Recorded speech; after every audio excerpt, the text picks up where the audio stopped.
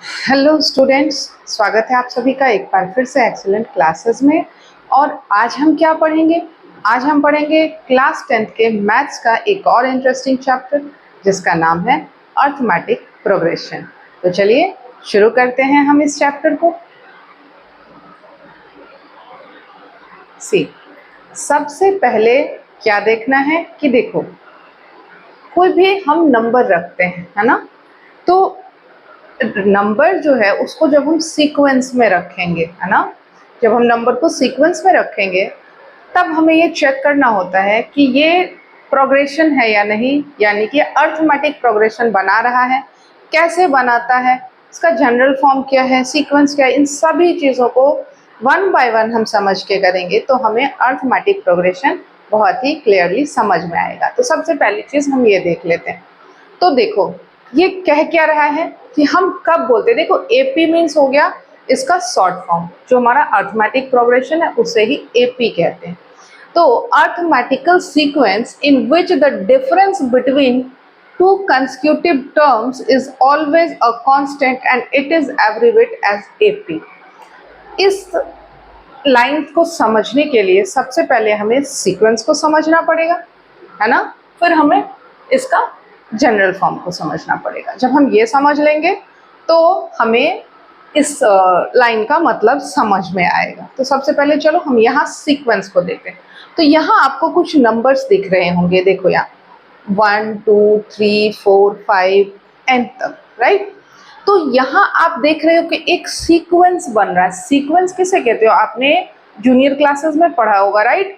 तो हम कब कहते हैं कि ये सीक्वेंस बना रहा है, तो क्या कुछ ना कुछ तो सीक्वेंस बनता है। लाइक देखो यहाँ पे क्या है, इनके बीच में 1 का डिफरेंस, ये नेचुरल नंबर है तो वैसे ही चलेंगे, ओके। नाउ यहाँ पर आप क्या देख पा रहे हो, 3 5 7 9, इन सब के बीच में 2 का डिफरेंस आ रहा है ना, इन सब के बीच में 2 का डिफरेंस आ रहा है। यहाँ पर ये पैटर्न बन रहा है, यहाँ पर क्या पैटर्न बन रहा है, सी 1 4 9 16, ये आपको दिख रहा है, ये स्क्वायर नंबर्स है। देखो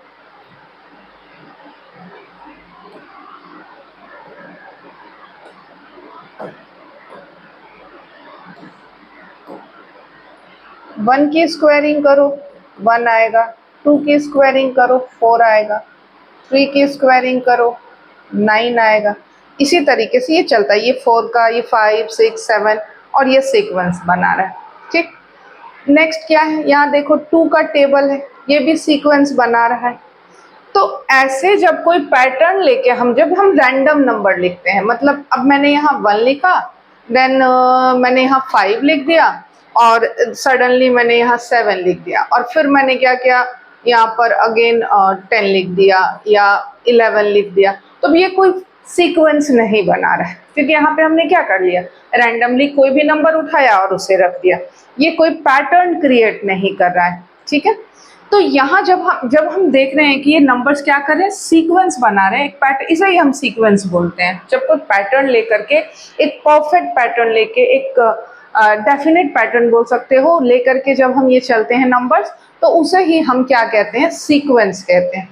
तो ठीक है, ये नंबर सीक्वेंस में तो है, लेकिन क्या ये सब एपी है ना, क्या ये अर्थमेटिक प्रोग्रेशन है? तो देखो, अर्थमेटिक प्रोग्रेशन होने के लिए कुछ कंडीशंस होते हैं। जब हम किसी सीक्वेंस को प्रोग्रेशन कहेंगे, अर्थमेटिक प्रोग्रेशन कहेंगे, तो उसके लिए क्या चाहिए, कुछ कंडीशंस होने चाहिए। क्या है वो कंडीशंस? तो यहाँ देखो, which the difference between two consecutive terms is always a constant and it is abbreviated as AP। यानी कि इन सीक्वेंस के बीच में जो इनका डिफरेंस होगा ना, वो डिफरेंस क्या होना चाहिए, कांस्टेंट होना चाहिए। मतलब सभी पैटर्न में जो नंबर है वो कॉमन होना चाहिए। इन पैटर्न्स में जो नंबर है वो कॉमन होना चाहिए। कैसे, ये कैसे पता करेंगे? तो देखो से, यहाँ पर सब में क्या है, 1 का डिफरेंस आ रहा है, 1 2 3 4, सीरियल नंबर है तो हमें क्या दिख रहा है, 1 का डिफरेंस। यहाँ भी देखो 3, 5, 7, 9, 2 का डिफरेंस दिख रहा है ना। यहाँ हमें 2 का डिफरेंस दिख रहा है, यहाँ 1 का डिफरेंस दिख रहा है। बट यहाँ आप क्या देख पा रहे हो कि 1 से 4 3 का डिफरेंस, 4 to 5 5 का डिफरेंस, 9 to 16 7 का डिफरेंस। तो यहाँ जो डिफरेंस है ना वो चेंज हो रहा है, तो ये कांस्टेंट नहीं है। और जब ये कांस्टेंट नहीं है तो इसे हम क्या कहेंगे, क्या ये एपी होगा? तो नहीं, क्योंकि इसके बीच का जो ये डिफरेंस है ना वो डिफरेंट आ रहा है, डिफरेंट डिफरेंस आ रहा है। तो वहां हम उस सीक्वेंस को क्या कहते हैं कि वो एपी नहीं है। इस बात को याद रखना है। अब ये टेबल है तो हमें पता है ये 2 का टेबल है, तो इनके बीच का कॉमन डिफरेंस भी 2 होगा। इनके बीच का, इन नंबर्स के बीच का जो डिफरेंस होगा ना वो क्या होगा, 2 ही होगा। यहाँ पर भी वही मैंने बताया, यहाँ देखो ऐसे कर दो, यहाँ पे 2, यहाँ भी 2, यहाँ भी, इसे देखो यहाँ पर 1, यहाँ पे 1, यहाँ पे 1, राइट। तो जब किसी सीक्वेंस के बीच में क्या हो रहा है, यहाँ पर कंसेक्यूटिव टर्म में, यानी कि एक के बाद एक लगातार जो टर्म्स होते हैं उसे ही हम कंसेक्यूटिव टर्म्स बोलते हैं, तो उनके बीच के डिफरेंस को कांस्टेंट रखना है और उस सीक्वेंस को हम कहते हैं अरिथमेटिक प्रोग्रेशन। समझ में आया? उसे हम कहते हैं अरिथमेटिक प्रोग्रेशन। अब ये अरिथमेटिक प्रोग्रेशन, ये तो हमारा सीक्वेंस हो गया। ये क्या होता है, general form of AP. AP का एक जनरल फॉर्म कंसिडर करता है, और जब ये वो फॉर्म बना रहा है तो हम कहते हैं कि ये सीक्वेंस क्या है, ये एपी है। तो सी यहाँ पर हम क्या देख रहे हैं, यहाँ हम देख रहे हैं कि जो वो मैं आगे बताऊंगी टर्म। यहाँ देखो A1, A2, A3 इस तरीके से nth टर्म तक जाता है, और ये इसका क्या है, जनरल फॉर्म है AP का, राइट। नेक्स्ट क्या है देखते हैं। यहाँ ये क्या कह रहा है, an arithmetic sequence or progression is defined as a sequence of numbers in which for every pair of consecutive terms the second number is obtained by adding a fixed number to the first one। क्या मतलब होता है इसका, तो चलो समझ लेते हैं इसके मतलब को। तो देखो हमने क्या देखा था जनरल टर्म में, अब ए लिखो या A1 लिखो सेम चीज है, देन A2, A3, A4, ये क्या है, ये टर्म्स हैं, ये टर्म्स हैं। देखो ये कहाँ तक, nth टर्म तक जाता है, कहाँ तक, nth तक, मतलब अनगिनत जहां तक ये जाए। अब इसका मतलब गिवन एपी वो जहां पे रुकेगा, जितना टर्म होगा किसी एपी में वो वहां तक हम उसको कैलकुलेट करेंगे। तो यहाँ देखो कि इसमें क्या हो रहा है, अब ये तो टर्म है, इसमें टर्म क्या होता है और टर्म की वैल्यू क्या होती है, दोनों अलग चीजें होती है। जो टर्म होता है और जो टर्म की वैल्यू होती है ना वो अलग होती है। फॉर एग्जाम्पल हम 2 का टेबल ही रख लेते हैं। तो देखो जब 2 का टेबल लिखोगे तो 2, 4, 6, 8 इसी तरीके से हम इसे लिख सकते हैं, राइट। अब यहाँ आपको क्या दिख रहा है, देखो बड़े ध्यान से समझना बेटा, इसे बहुत आसान सी चीज है। जब हम 2 का टेबल काउंट करते हैं, है ना, 2 के टेबल को जब काउंट करोगे तो यहाँ पे देखो थर्ड टर्म, जब n इसका 3 होगा तो उसकी वैल्यू क्या है, यानी कि वैल्यू जो है an की, यानी A3 की वैल्यू कितनी है, 6 है। A3 की वैल्यू कितनी आ रही है बेटा, 6 आ रही है ना। A3 की वैल्यू 6 आ रही है हमारे पास। इसका मतलब क्या है कि टर्म जो है उसे आप देखो वो सीक्वेंस वो कैसे है, वो कंसेक्यूटिव है, एक के बाद एक लगातार है, और बिल्कुल हमारा नेचुरल नंबर है 1 2 3 4, वो ऐसे ही काउंट करना होता है, काउंटिंग नंबर्स आ जाते हैं, लेकिन उनकी वैल्यू डिफरेंट होती है, उनकी वैल्यू जो है वो डिफरेंट होगी। यहाँ पर इस बात को याद रखना है ना। यानी अगर आपको कहा जाए कि इस टर्म का जो 10th टर्म है, जो हमारे पास गिवन एपी में जो 10th टर्म है उसकी वैल्यू क्या होगी। तो गिवन एपी के 10th टर्म की वैल्यू आप आराम से फाइंड कर सकते हो। तो देखो 2 10 जा कितना होता है, 2 10 जा 20 होता है, और उसे आप लिख सकते हो यहाँ पर टर्म के रूप में। अब यहाँ ये कह रहा है, इसे ध्यान से देखो कि जो कंसेक्यूटिव टर्म है उसके पेयर का सम, ये क्या होता है भाई। तो अभी हमने देखा कि जो टर्म्स होते हैं उनके बीच में क्या होता है, नंबर्स के बीच में कॉमन डिफरेंस होता है, डिफरेंस जो होता है वो कॉमन होता है, कांस्टेंट। तो यहाँ हम क्या देख रहे हैं, जैसे ये हमारे पास a है और ये a2, इसे रखो। यहाँ पर देखो क्या कह रहा है, obtained by adding a fixed number to the first one, है ना, कि अगर इन दोनों में से किसी एक में या a में, चलो यहाँ मैं a में d को प्लस कर दूं ना, तो हमें सेकेंड नंबर मिल जाएगा, a2 मिल जाएगा। तो a2 में अगर मैं d प्लस कर दूं तो हमें क्या मिल जाएगा, a3 मिल जाएगा, है ना, a3 मिल जाएगा। अब यहाँ थोड़ी कंफ्यूजन हो रही है कि ये कैसे हो रहा है, ये कैसे हो रहा है, ये क्या बन रहा है, किसकी वैल्यू क्या आएगी। बहुत आसान है, जनरल प्रोग्रेशन में हम जनरल फॉर्म को समझ लेते हैं, यहाँ पर इस बात को समझो। तो देखो पहला टर्म हमारे पास a है, यहाँ मैं लिख देती हूँ 2, फर्स्ट टर्म हमारे पास 2, ओके। अब इस a में आप एक बार एक कांस्टेंट नंबर को जोड़ोगे जो इसका कॉमन डिफरेंस है, राइट, इसका कॉमन डिफरेंस है, उसमें हम प्लस करते हैं 2 को। तो 2 + 2 क्या आ गया बेटा, 4 आ गया। तो ये सेकेंड टर्म बनाएगा, 2 के टेबल का सेकेंड टर्म बना रहे, राइट। अब फिर क्या है, इस 2 में अगेन 2 जोड़ो, ये लो मैंने 2 जोड़ दिया, यानी कि जो हमारा थर्ड टर्म है उसके लिए क्या हो जाएगा, a + d + d अगेन। तो d + d is equals to a3, again a + d + d + d a4। तो अब यहाँ पर देखो, ये समझ में आया होगा कि हर बार हमें क्या करना होता है, कॉमन डिफरेंस को ऐड करना होता है। तो इसको दो तरीके से आप लिख सकते हो। अब ऐसे तो नहीं लिखोगे ना आप, इतने तो होशियार हो आप लोग। d + d क्या हो जाएगा, 2d हो जाएगा, 3 टाइम d है तो 3d हो जाएगा। कुछ आ रहा है समझ में। तो इसे हम कैसे लिख सकते हैं, तो देखो सेकेंड टर्म के लिए a + d, थर्ड टर्म के लिए a + 2d, फोर्थ टर्म के लिए फोर्थ टर्म के लिए 3d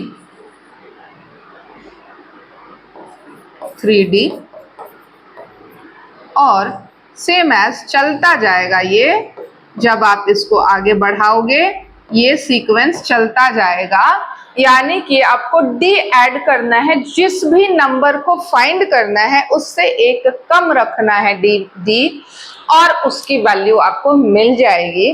तो यहाँ इसी बात को समझना था, ठीक है, इसे समझना था हमें, ये यही समझाने की कोशिश कर रहा है। तो अब आपको अच्छे से समझ में आया होगा, इसी बात को समझना था, ठीक है, इसे समझना था हमें, ये यही समझाने की कोशिश कर रहा है। तो अब आपको अच्छे से समझ में आया होगा कि एपी में क्या इंपॉर्टेंट है, टर्म्स चीजें सभी इंपॉर्टेंट है। यहाँ पर कॉमन डिफरेंस फाइंड करना जरूरी है किसी भी सीक्वेंस का। जब आप कॉमन डिफरेंस निकाल लोगे उसके बाद आपको एपी के किसी भी टर्म की वैल्यू फाइंड करना आसान होगा। कैसे, वो हम इसके फॉर्मूलों को जानेंगे। तो आई होप ये आप लोगों को समझ में आया होगा। अरे समझ में आया तो यार लाइक शेयर एंड सब्सक्राइब कर दो, ओके। अब यहाँ देखो ये कुछ नोटेशन है प्रोग्रेशन के। तो देखो फर्स्ट टर्म को हम ए लिखते हैं। अभी ये मैंने प्रीवियस पेज पे आप लोगों को बताया, समझा दिया कि हम क्या करेंगे। जो हमारा फर्स्ट टर्म है उसे ए लिखते हैं, कॉमन डिफरेंस को स्मॉल d लिखते हैं, nth टर्म को an लिखते हैं और sum of first nth term is Sn, यानी उसे S से डिनोट करते हैं। और ये कुछ नोटेशन है जो आपको इस चैप्टर में याद रखने होंगे। देखो, जब भी हम मैथ्स पढ़ते हैं या फिजिक्स पढ़ते हैं, हमें फॉर्मूलों को, नोटेशंस को अच्छे से याद रखना होता है, बिकॉज इसी पे तो क्वेश्चंस बनते हैं ना बेटा। तो याद तो आपको रखना पड़ेगा। ओके, नेक्स्ट क्या है, देखो फॉर्मूले क्या क्या है। तो जनरल फॉर्म ऑफ एपी, यही बताया था मैंने। देखो ये चीज है हमारा, क्या है ये हमारा जनरल फॉर्म है एपी का। ये अभी पढ़ा था हमने, ये देखो ये चीज है ना, ये जनरल फॉर्म है, यही समझा रही थी मैं आपको। तो देखो यहाँ गिवन भी है जनरल फॉर्म ऑफ एपी, इस तरीके से आप लिखोगे, है ना। The nth term of AP हमारे पास क्या है, अब ये फॉर्मूला है, इसे याद रखना है। an is equals to a plus n minus 1 into d. अब इसे समझ लो क्या है ये। तो यहाँ देखो, ये a हमारा फर्स्ट टर्म है, a हमारा फर्स्ट टर्म है, n वो नंबर है, n टर्म का वो नंबर है जिसे हमें फाइंड करना है। जैसा मैंने अभी टेबल बताया था ना, आप वैसे भी याद रख सकते हो। गिवन एपी का जो सीक्वेंस होगा वैसे याद रख सकते हो।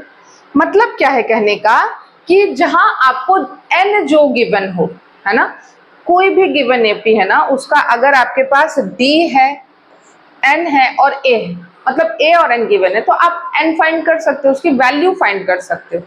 इसमें से कुछ भी दिया हो, किसी को भी फाइंड करना है, तो हम आराम से इसे सॉल्व कर सकते हैं, आगे क्वेश्चंस करेंगे। तो यहाँ पर a plus n minus 1 into d, ये फॉर्मूला याद रखना है, आपको काफी हेल्पफुल होगा। नेक्स्ट क्या है, सम। सम के लिए n by 2a plus n minus 1 into d, ये फॉर्मूला है हमारे पास सम का, जो एपी का सम होता है उसके फॉर्मूले हैं। ओके, उसके बाद क्या है, एक और फॉर्मूला आता है सम के लिए, all term in finite AP with the last term as l. तो n by 2a plus l, ये भी फॉर्मूला होता है सम फाइंड करने के लिए। यानी आपके पास फर्स्ट टर्म है, लास्ट टर्म है, तो आप उसे ऐसे निकाल सकते हो सॉल्व करके। तो यहाँ पर ये हमारे पास एपी के फॉर्मूले गिवन है, इसे भी हम याद रखेंगे। बहुत ही अच्छे से समझ के पढ़ना, बहुत ही प्यारा चैप्टर है, आसानी से समझ में आ जाएगा। तो एक बार फिर से हम रिव्यू कर लेते हैं कि कहीं कुछ छूट तो नहीं गया हमारे पास। सबसे पहले हमने क्या देखा कि सीक्वेंस क्या होता है, सीक्वेंस को अच्छे से समझ लिया हमने। सीक्वेंस को कैसे रिप्रेजेंट करते हैं पता है, पैटर्न वो। उसके बाद जनरल फॉर्म कैसे कंसिडर करेंगे उसे समझ लिया हमने। यहाँ से हमने कॉमन डिफरेंस निकालना सीख लिया, यहाँ सीखा ना आपने, कॉमन डिफरेंस निकालना तो सीख लिया ना हमने। जैसे कि कोई हम एपी रखते हैं, चलो हम यहाँ पर रख लेते हैं 4, 8, इस तरीके से। तो इनके बीच का डिफरेंस क्या है, इनके बीच का डिफरेंस 4 है ना, ये कांस्टेंट होता है। तो नेक्स्ट, तो अभी भी 4 होगा, तो इसके नेक्स्ट क्या होगा 20, इसमें प्लस कर दोगे ना इसे, तो d प्लस करते गए ना हम, जो हमारा जनरल फॉर्म था उसमें यही तो कर रहे थे। अब इससे नेक्स्ट आप निकाल सकते हो ना, क्या कर सकते हो, इसमें 4 ऐड कर दो, तो ये आ गया ना। तो नंबर, ये नंबर है 1 2 3 4 5, यानी कि 4 5 जा 20 होता है ना, 4 5 जा 20 होता है। तो यहाँ से हम इसको फाइंड कर सकते हैं, राइट, समझ में आया। चलो नेक्स्ट, यहाँ हमने इसे समझ लिया कि किस तरीके से यहाँ पर हम फर्स्ट टर्म में, सेकेंड टर्म में हम एक कांस्टेंट नंबर को ऐड करते हैं, यानी डी को ऐड करते चले जाएंगे तो हमें नेक्स्ट नंबर मिल जाता है, नेक्स्ट टर्म की वैल्यू मिल जाती है। ये कुछ नोटेशंस है। फर्स्ट टर्म को स्मॉल a से डिनोट करते हैं, कॉमन डिफरेंस हमारा d हो गया, nth टर्म जो है वो an है, और सम जो है वो sn से डिनोट करते हैं। और इसके बाद कुछ इंपॉर्टेंट फॉर्मूला है, जो ये रहा, हमने अभी अभी इसको समझा है, तो इन्हें अच्छे से याद रखना है बेटा। अब आपके एग्जाम नजदीक आ रहे हैं, अभी आपके हाफ ईयरली होंगे, तो मेक श्योर कि आप फॉर्मूलों को अच्छे से याद करो, तभी आप क्वेश्चंस कर पाओगे। तो अब इसके बाद हम कुछ इंपॉर्टेंट क्वेश्चंस करेंगे।